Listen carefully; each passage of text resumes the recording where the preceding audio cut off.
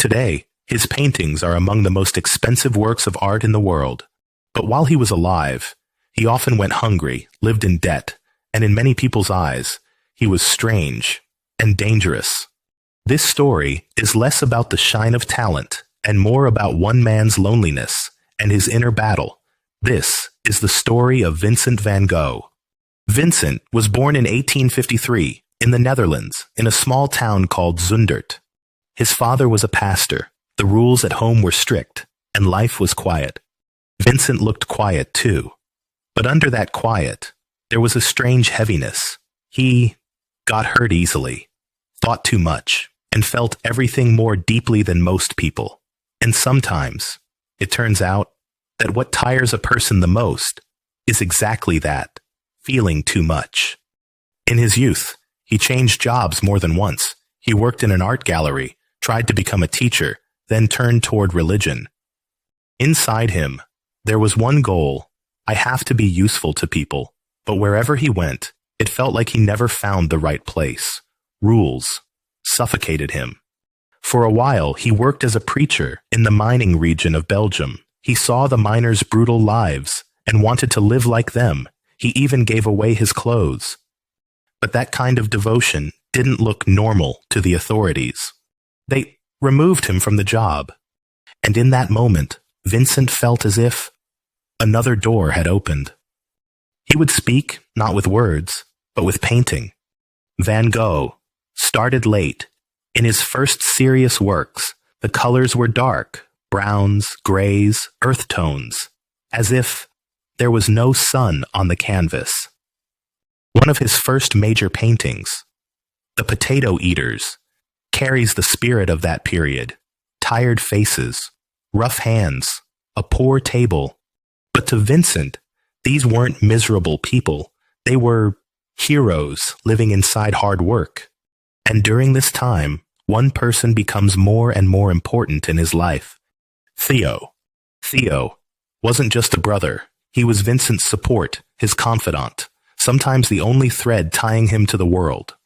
Hundreds of Vincent's letters were written to him, and in those letters, Van Gogh's inner world feels almost alive. In 1886, Vincent moved to Paris to live near Theo, and there, the color of life changes. Paris was the center of art, the Impressionists, new styles, paintings made outdoors.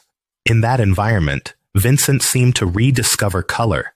His dark palette slowly opened up. Yellows, blues, reds became bolder.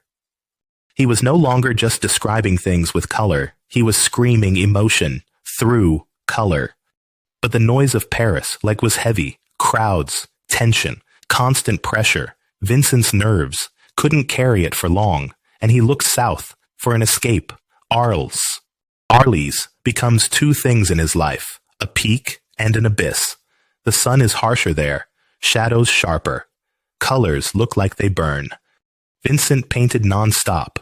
Sunflowers, yellow houses, cafes, his bedroom, wheat fields. As if the brush was his breathing. In the yellow house, he dreams of a place where artists come, live together, create together, a studio of the South. And the key person he invites is Paul Gauguin. Gauguin arrives, and from that day on, tension fills the house. Two strong personalities, two different worlds, colliding inside the same walls. Arguments at night, pressure during the day. The darkness in Vincent rises more often. And one night, everything breaks. The ear incident. There are different versions of what happened, but the ending is the same. Vincent suffers a severe psychological breakdown, cuts part of his ear, and ends up covered in blood. That event only deepens the label. The mad painter. The people of Arles grow afraid. Complaints increase. Vincent becomes isolated, and finally, he agrees to treatment. In 1889, Vincent is admitted to a psychiatric hospital in Saint-Rémy. For him, it was both shelter and a kind of prison.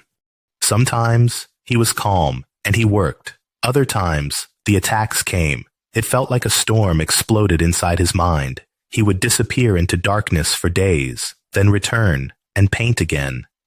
And it is here that he creates one of his most famous works, The Starry Night. In that painting, the sky is not calm. It moves like a whirlpool. The stars are not just points of light. They feel like exploding energy. You look, and you can feel it. This is not just a night scene. It's a portrait of a state of mind. During that time, Vincent paints olive trees, irises, gardens, as if he's trying to gather himself inside nature. In 1890, he leaves the hospital and goes to Auvers-sur-Oise, near Paris. There, Dr. Paul Gachet watches over him. This period is strange. Vincent works at an unbelievable speed. In just a few months, he paints dozens of canvases. But the air in the paintings changes. They feel more uneasy. Perspectives tilt. The sky grows heavier. Brushstrokes become sharper. And on top of that, Theo has problems too. Money troubles. Family pressure. Vincent feels it. And the old thought returns. I'm a burden to everyone. That thought eats him from the inside. In July 1890, Vincent goes to the fields. Then he comes back.